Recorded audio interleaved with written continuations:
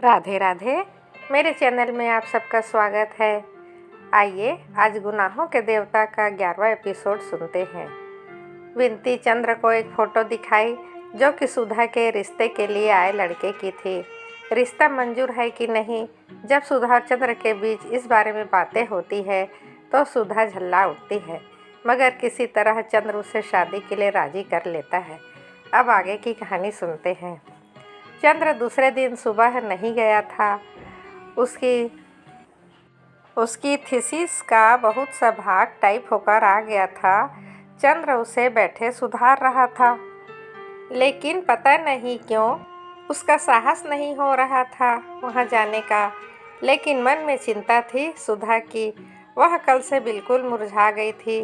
चंद्र को अपने ऊपर कभी क्रोध आता था, लेकिन वह जानता था कि अपने हाथ से अपनी खुशी को कब्र में सुलाकर आया है, क्योंकि वह जानता है कि यह तकलीफ का रास्ता ही ठीक रास्ता है।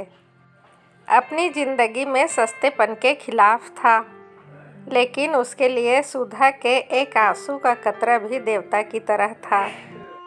सुधा के फूल जैसे चेहरे पर उदासी की एक रेखा भी उसे पागल बना देती थी। सुबह पहले तो वह नहीं गया, बाद में स्वयं उसे पछतावा होने लगा।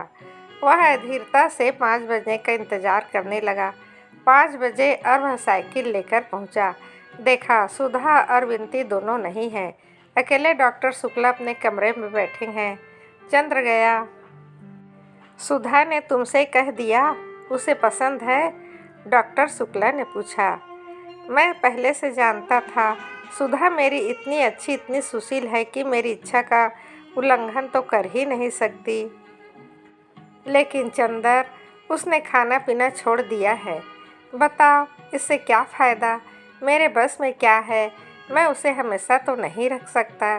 लेकिन आज सुबह खाते वक्त बैठी भी नहीं मेरे पास, उनका गला भर आया। चंद्र ने पूछा, गैरेज में मोटर ठीक कर रही है। मैंने इतना मना किया कि धूप में ना जाओ। धूप में तब जाओगी, लू लग जाएगी, पर मानी ही नहीं। बताओ इस झल्लाहट से मुझे कैसा लगता है? वृद्ध पिता ने कातर स्वर में कहा। जाओ चंदर, तुम ही समझाओ, मैं क्या कहूँ? डॉक्टर ने कहा। चंदर उठकर गैरेज में गया। गैरेज में काफ़ी गर्मी थी, लेकिन वहीं विनती एक चटाई बिछाए पड़ी सो रही थी और सुधा इंजन का कवर उठाए मोटर साफ करने में लगी हुई थी। विनती बेहोश हो रही थी। तकिया चटाई से हटकर ज़मीन पर चली गई थी और चोटी फर्श पर सोई हुई नागिन की तरह पड़ी थी। विनती का एक हाथ छाती पर था और एक हाथ ज़मीन पर। आंचल न रहकर चादर बन गया था। चंदर के जाते ही सुधा ने मुड़कर देखा। चंदर आओ। एक छीड़ मुस्कुराहट उसके होठों पर दौड़ गई, लेकिन इस मुस्कुराहट में उल्लास लुट चुका था। सिर्फ रेखाएं बाकी थी। सहसा उसने मुड़कर देखा। बिनती, अरे कैसे घोड़ा बेचकर सो रही है? उठ, चंदर आए हैं। बिनती ने आंखें खोली, लेटे ही लेटे नमस्ते किया और आंचल ओढ़कर फिर सो गई। बहुत सोती है कमबख्त, सुधा बोली। इतना कहा इससे कमरे में जाकर पंखे में सो, लेकिन नहीं, जहाँ दीदी रहेगी वहाँ यह भी रहेगी। मैं गैराज में हूँ तो यह कैसे कमरे में रहे? यहीं मरेगी जहाँ मैं मरूँगी। तो तुम ही क्यों गैराज में थी? ऐसी क्या ज़रूरत अभी ठीक करने की? चंद्र ने कहा। लेकिन कोशिश करने पर भी सुधा को आज वह हंसा नहीं सका। पता नहीं कहाँ पर क्या टूट गया था। नहीं चंद्र, तबीयत ही नहीं लग रही थी, क्या करती? क्रोशिया उठाया, उसे भी रख दिया। कविता उठाई, वह भी रख दी। कविता वगैरह में तबीयत नहीं लगी। मन में आया कोई कठोर काम हो, कोई नीरस काम हो, लोहे लक्कड़ पीतल फौलाद का, तो अच्छा रहे। तो चली आई मोटर ठीक करने। गेसू के साथ बैठकर तुम तो कविता में घंटों गुजार देती थी। चंदर बोला। उन दिनों शायद किसी को प्यार करती होंगी, तभी तो कविता में मन लगता था।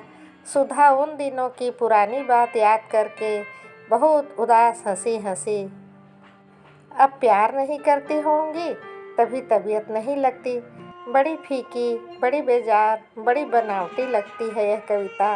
मन के दर्द के आगे सभी फीकी है। और फिर वह चंद्र भी चुपचाप मोटर की खिड़की से टिक कर खड़ा हो गया और चुपचाप कुछ सोचने लगा। चंद्र, तुम्हारे मित्र का परिवार आ रहा है। इस मंगल की तैयारी करो। जल्दी क्या है? कौन परिवार? हमारे जेठ और सास आ रहे हैं इसी बैसाख को देखने। उन्होंने तिथि बदल दी है। अब 6 दिन ही रह गए हैं। चंदर कुछ नहीं बोला। थोड़ी देर बाद सुधा फिर बोली, अगर उचित समझो तो पाउडर क्रीम ले आना। लगाकर शायद गोरे हो जाएंगे तो शायद पसंद आ जाएंगे। क्यों, ठीक है ना? सुधा ने बड़ी विचित्र सी हंसी हंस दी। नजरें उठाकर चंदर की ओर देखा। चंदर चुप था, लेकिन उसकी आंखों में गहरी पीड़ा थी। उसके माथे पर बहुत ही करुण छाह। सुधा ने कवर गिरा दिया और चंदर के पास जाकर बोली, क्यों चंदर, बुरा मान गए हमारी बात का?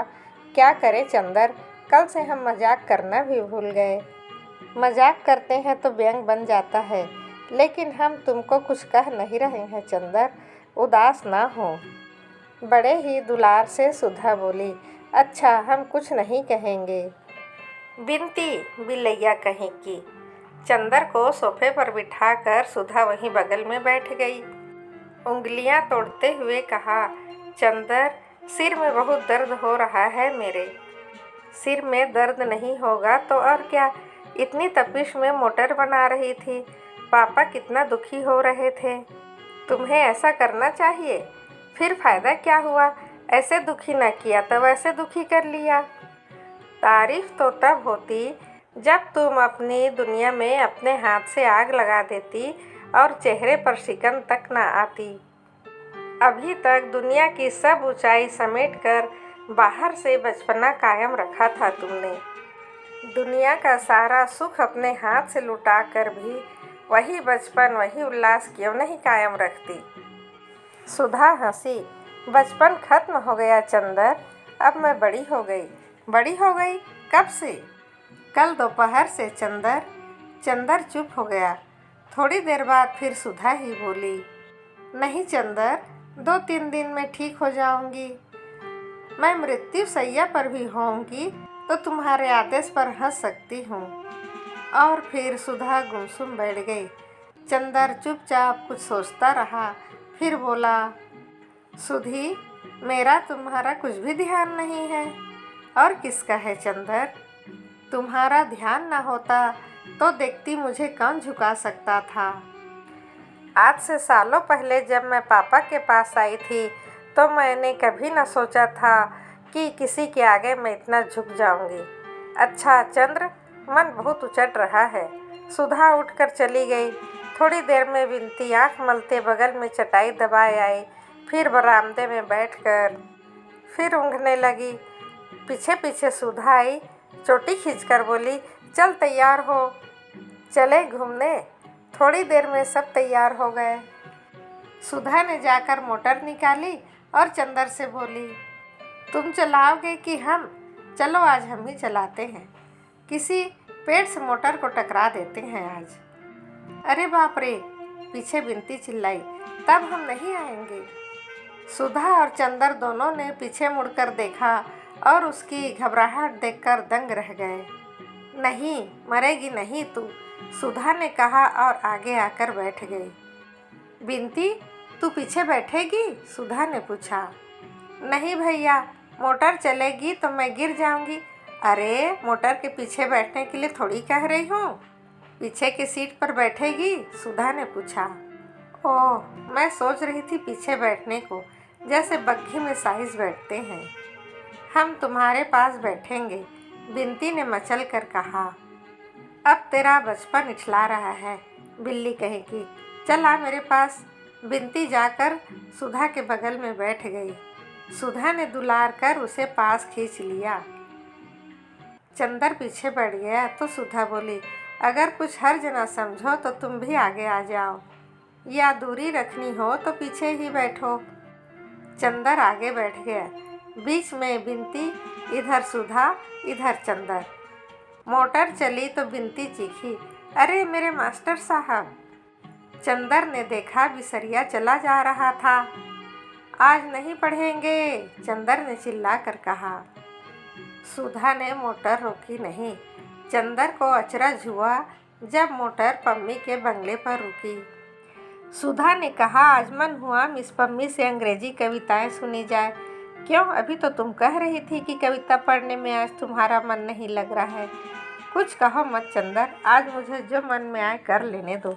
मेरा सर बहुत दर्द कर रहा है और मैं खुद से ही समझ पाती क्या करूं। क्या ख्याल आ गया, हम लोगों को मध्यस्थ की ज़रूरत नहीं, धन्यवाद। और चंदर, यहाँ आओ। पम्मी ने चंद्र को बुलाया। चंद्र उठकर पम्मी के पास बैठ गया और थोड़ी देर तक बातें होती रही। मालूम हुआ बर्टी शिकार खेलने गया है। आजकल वह दिल की शक्ल का एक पाननुमा तख्ती का टुकड़ा काटकर उसमें गोली मारा करता है। जब किसी चिड़िया वगैरह को मार लेता है तो शिकार को उठाकर देखता है हृदय में गोली लगी है या नहीं। स्वास्थ्य उसका कुछ सुधर रहा है। सुधा कोच पर सिर टेके कुछ उदास बैठी थी। ऐसा पम्मी ने बिनती से कहा, आपको पहले दफ़ा देखा है मैंने, आप बातें क्यों नहीं करती। बिनती ने झेप कर मुँह नीचे झुका लिया। बड़ी विचित्र लड़की थी, हमेशा चुप रहती थी और कभी कभी बोलने की लहर आई तो गुटुर गु करके पूरा घर गुंजा देती थी। फिर जिन दोनों चुप रहती थी उन दोनों ज़्यादातर की मुस्कान के द्वारा बातें करती थी। पम्मी बोली, आपको फूलों से शौक़ है। सुनिए, दीदी को तो जाने क्या होता जा रहा है। बताइए, ऐसे क्या होगा। मैं खुद परेशान हूँ बिनती, लेकिन पता नहीं मन में जाने क्या विश्वास है जो कहता है कि नहीं। सुधा अपने को संभालना जानती है, अपने मन को संतुलित करना जानती है, त्याग में ज़्यादा गौरवमयी है, शक्ति है। इसके बाद चंदर ने बात टाल दी। वह बिनती से ज़्यादा बात नहीं करना चाहता था इस बारे में। बिनती ने चंदर को मौन देखा तो बोली, एक बात कहें आपसे, मानिएगा क्या। यदि हमसे कोई अनाधिकार चेष्टा हो जाए तो क्षमा कर दीजिएगा, लेकिन दीदी और आप दोनों मुझे इतना चाहते हैं कि व्यवहारों को कैसे सीमित रखूं और कहां तक सीमित रखूं। बिनती ने सिर झुकाए एक फूल को नोचते हुए कहा। चंदर ने उसकी ओर देखा, क्षण भर चुप रहा और बोला, नहीं बिनती, जब सुधा तुम्हें इतना चाहती है तो तुम मुझ पर उतना ही अधिकार समझना जितना सुधा पर। उधर पम्मी ने चंद्र के जाते ही सुधा से कहा, क्या आपकी तबीयत खराब है। नहीं तो, आज आप बहुत पीली नज़र आ रही हैं। पम्मी ने पूछा।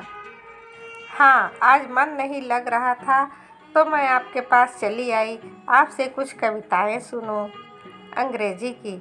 दोपहर को मैंने कविता पढ़ने की कोशिश की तो तबीयत नहीं लगी और शाम को लगा अगर कविता नहीं सुनूंगी तो सिर फट जाएगा। एक बात पूछूं आपसे। क्या, पूछिए। आप बुरा तो नहीं मानेंगी। नहीं, बुरा क्यों मानूंगी। आप कपूर को प्यार तो नहीं करती, उससे विवाह तो नहीं करना चाहती। छी, आपकी बातें सुनकर शरीर में कांटे उठाते हैं। मैं चंदर से विवाह करूंगी, इतनी घिनौनी बात तो मैंने कभी सुनी ही नहीं। माफ़ कीजिएगा, मैंने यूँ ही पूछा था। क्या चंदर किसी से प्यार करता है। नहीं, कभी नहीं। सुधा ने इतने विश्वास से कहा जितने विश्वास से उसने अपने बारे में कहा था।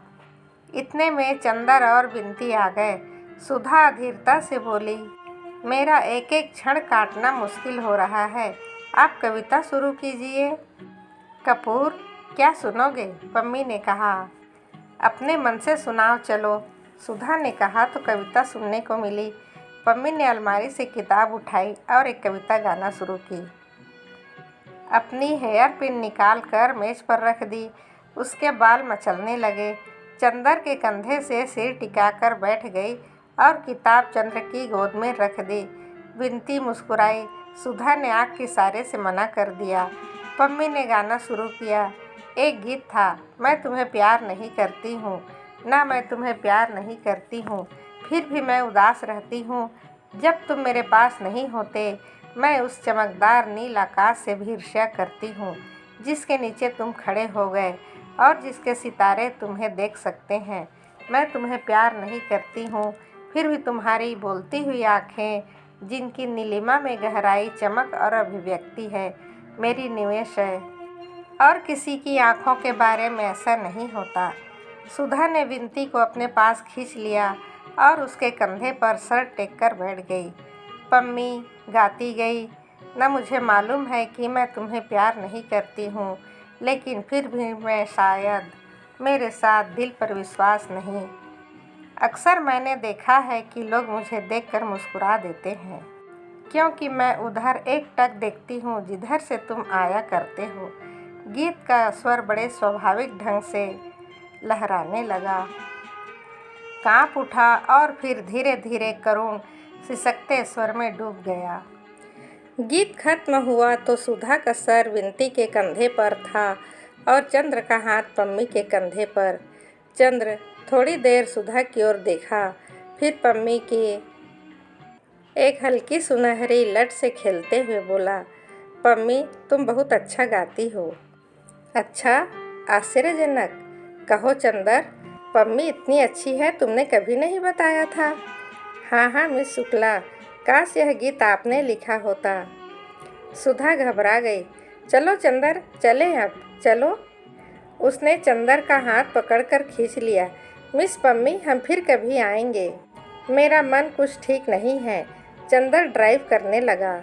बिनती बोली, हमें आगे हवा लगती है, हम पीछे बैठेंगे। कार चली तो सुधा बोली, अब मन कुछ शांत है चंदर। इससे पहले तो मन में कैसे तूफान आपस में लड़ रहे थे, कुछ समझ में नहीं आता था। अब तूफान बैठ गया है। तूफान की बात की खामोशी उदासी है। सुधा ने गहरी सांस लेकर कहा, आज जाने क्यों बदन टूट रहा है।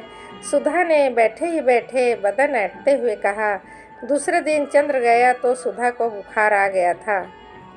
अंग अंग जैसे टूट रहा हो, आँखों में इतनी तीखी जलन जैसे किसी ने अंगारे भर दिए हों।